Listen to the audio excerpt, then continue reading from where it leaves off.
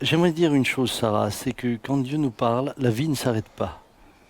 Si Dieu a parlé et que les choses doivent se faire ainsi, elles se feront de manière naturelle.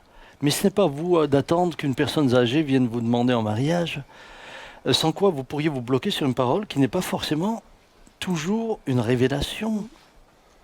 Alors, sans remettre en question ce cher pasteur, mais j'ai vu des jeunes gens qui, sur une parole comme ça, sont restés bloqués et finalement ont eu comme leur vie d'arrêter parce qu'on leur avait dit tu marieras un tel ou tu marieras une telle, alors qu'en finalité aujourd'hui, ça n'a pas du tout été le cas et leur mariage est un mariage heureux et béni.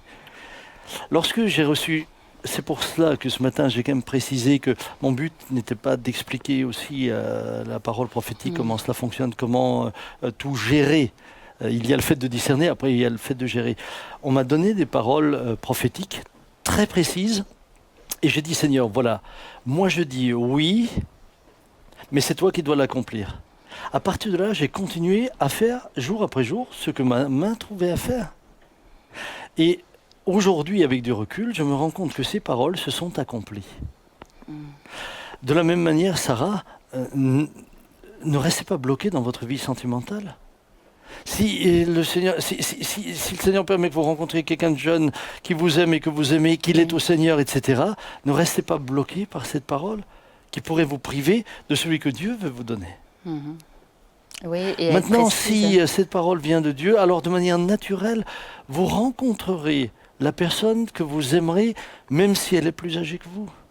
Mais ne restez pas arrêté. Oui, c'est ça. C'est tellement important. Merci Sarah pour cette question. C'est une bonne remarque.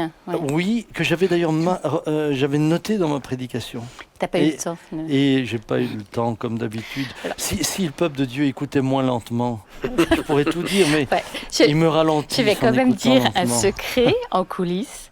La prédication de Samuel faisait 11 pages.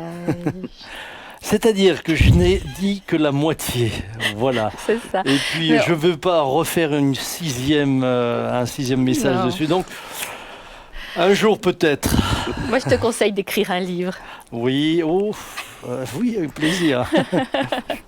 Merci en tout cas au Seigneur de tels hommes de Dieu qui nous enseignent. Et merci à Sarah pour cette question tellement importante.